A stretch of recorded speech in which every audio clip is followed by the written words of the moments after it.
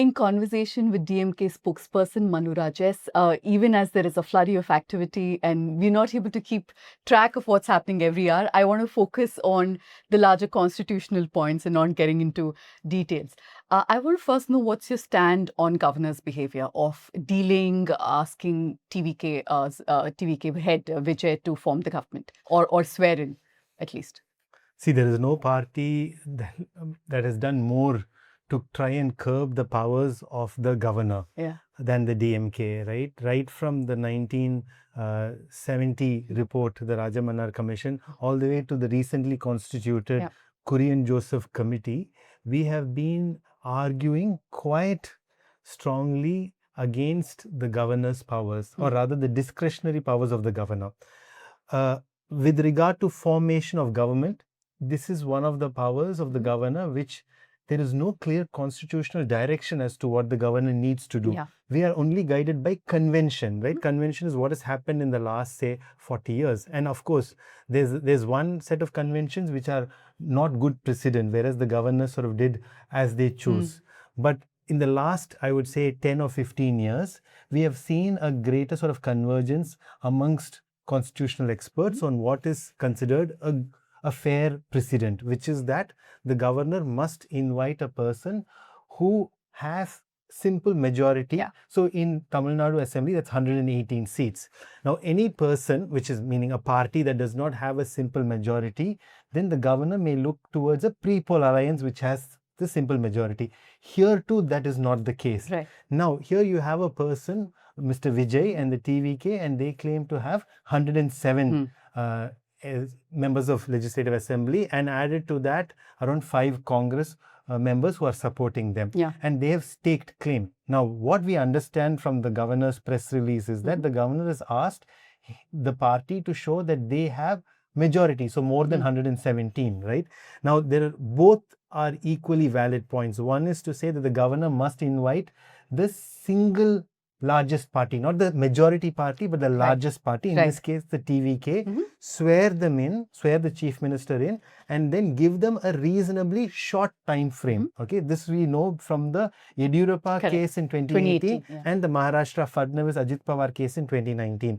And the short time period is important because otherwise it's open to political manipulation and horse trading. So on that front, yes, there is a case to be made that the governor must invite the single largest party. But equally, the question remains whether the governor is satisfied, right? Because see, in any house, one group or grouping or party must have majority, right? It's not 50-50. So therefore, the governor is still probably thinking that if you do not have 117, maybe somebody else does, right? Whether with support or without external support. So the governor is also equally justified in taking time. DMK does not support the governors with their discretionary powers, but this is something, whether it's the governor or whether you even trace this power to another authority, ask the Chief Justice to start doing the swearing in from tomorrow, somebody has to be satisfied that the person who's making the claim has that. So the governor has made it very clear.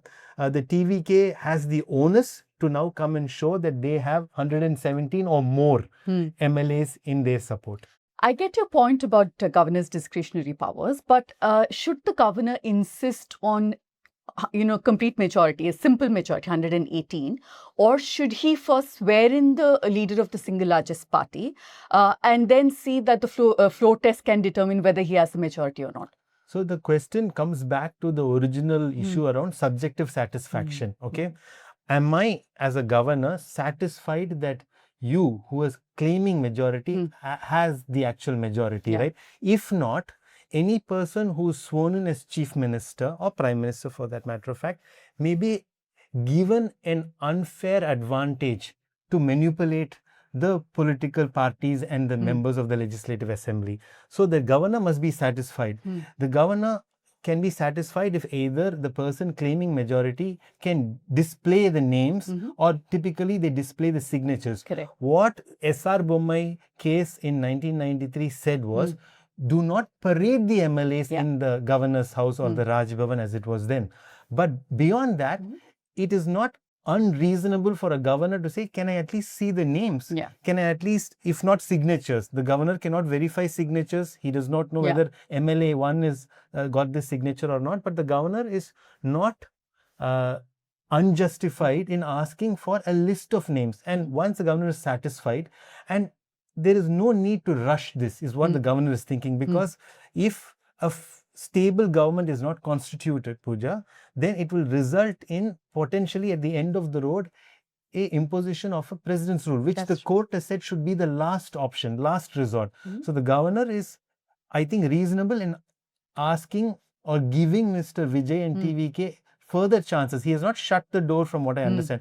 He has asked him to come back with majority or at least a list of MLAs to show that he has majority. So therefore, it must naturally proceed that in the manner that once the governor is satisfied, then the governor has no discretion. The governor must immediately swear the person who is the leader of the largest party, and then provide them with a reasonable time, but not too long a time to be present on the floor of the house, introduce a confidence motion, and then prove that they have the majority of the house. You mentioned at the beginning of this conversation an ambiguity, and I also want to take two examples that you took, 2018 Karnataka, 2019 Maharashtra.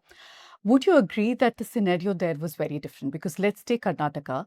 Yediyurappa had this was the leader of the single largest party, but that said, there was a post-poll alliance between the JDS and Congress, which had the required numbers.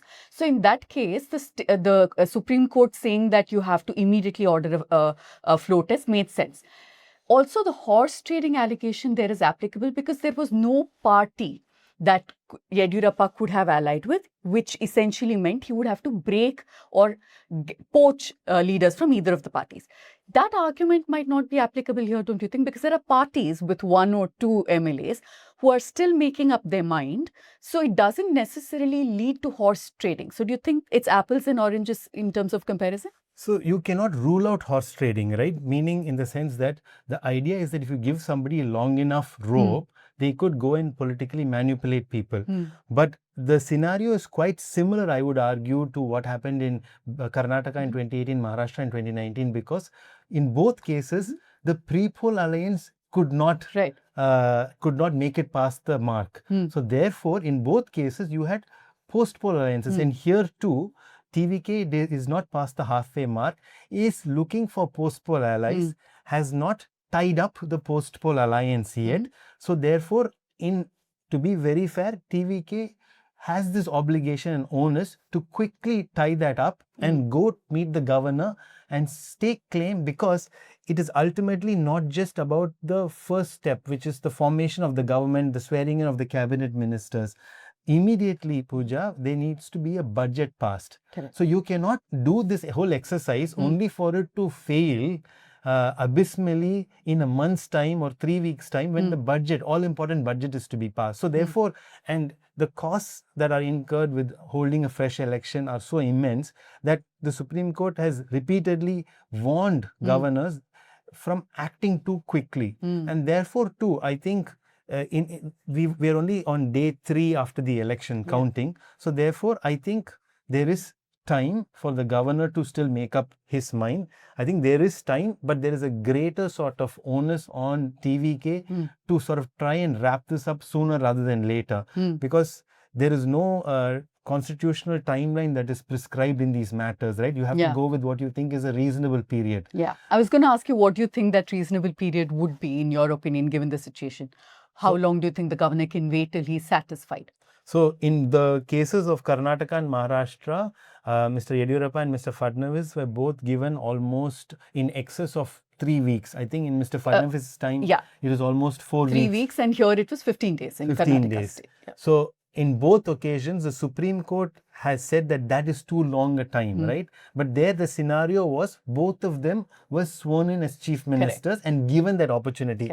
Here we have not crossed the first hurdle. So we have not yet come to a stage where the governor's satisfaction has been judicially reviewed. So therefore, it would also be very premature of TVK to approach the courts now, because the governor is still making up his mind. Only after the governor makes a decision can that be judicially reviewed. So I think it's fair to have maybe 1 to 2 weeks for this process for the governor to be satisfied, but really the sooner the better, because a state like Tamil Nadu, one of the largest economies in the country and has shown tremendous economic progress and growth, it cannot afford to have this instability for too long. So I think it's more of less of a constitutional question, more of a practical political question, right? So anywhere between 1 to 2 weeks for the governor, and then no more than say 4 days is, I think, what is fair for the chief minister elect to prove his or her majority on the floor of the House. If I may ask you to wear your political hat for a bit, I know that there are conversations with CPI, CPM, VCK almost every day with Mr. MK Stalin. What is the line that is being given? Because they're all saying, I spoke to Mr. M.A. Baby today, he said that we are going to take this decision in consultation with Mr. Stalin. So what is the line being given to them? Are they told not to ally with TVK? Is that something you can disclose? It's really not in our purview, nor do we have the authority to tell our alliance parties on what decision they must take. They have that sort of integrity and autonomy of decision making. We have traveled a very long way with our alliance partners, Congress included, and especially the CPI, CPM and VCK, especially since 2016. Now, I think we have all faced this election together. We shared sort of the spoils of the 2021 victory. We, in fact, even shared the spoils of the 2024 Lok Sabha victory in Tamil Nadu. So, therefore, it is very much within their purview.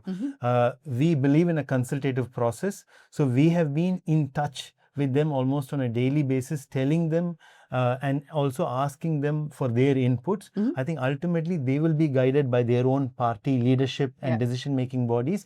But we still have the sanctity of a pre-poll alliance very much in mind. And that is why we are consulting with them on what is happening. As you know, almost on a 6-hour basis, there are developments. So we've tried to meet with them at least once, if not twice a day.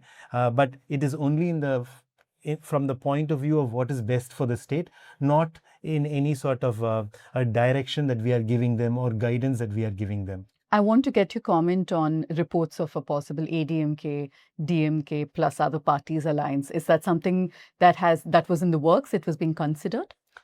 Not at all. The initial discussion has always been around what is best for Tamil Nadu.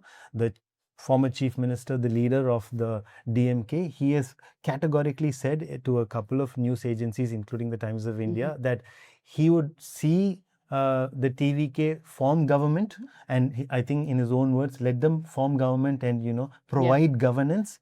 So therefore, that is what we are hoping that they will do. But like I said, we don't have any objection to them, but then the obligation of forming government is still on the single largest party, the TVK. So therefore, our focus now is firstly waiting and watching. The ball is in the court of the single largest party.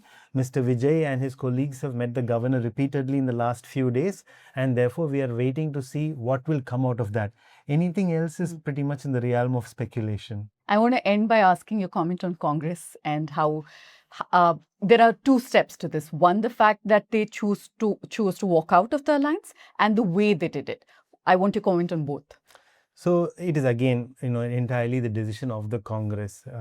I mean, I do not buy the logic though. Though I see why they would like to, go with Mr. Vijay and the TVK. I do not buy their logic, which is that they say that they are doing this in the larger interest of the people's mandate. If that was the case in 2019 and 2024, after the elections where the DMK Congress alliance in Tamil Nadu had resounding victories of 39 out of 40 and then now 40 out of 40, it was never even considered by any of us. So I'm speaking for the DMK, the VCK, the Communist parties and MDMK to even, ally with anybody else in a post-poll scenario. So you cannot say that, this was the India's voting mandate was for the NDA, so therefore we must all support. But having said that, look, it is their decision. We are in this ideological battle for a long time, and I speak of it from a DMK point of view. We have opposed the Congress in the 60s through to the early 2000s. We have allied with them for almost 20 years with the gap of almost 2 years in between. So therefore, it's a time-tested relationship. We wish that they had been more circumspect, but at least now I think it will give them a chance to introspect on where they are. I just want to prod a bit. Did they consult you like the other parties are? Was this a conversation and then they took the decision, or it was a one-way street? Well, if they had consulted the DMK, then we certainly didn't know about it. Right. Thank you for your time. We will keep a close tab of what's happening, as difficult as that's proving to be. And hopefully we'll come back to you in the next few days. Thank you.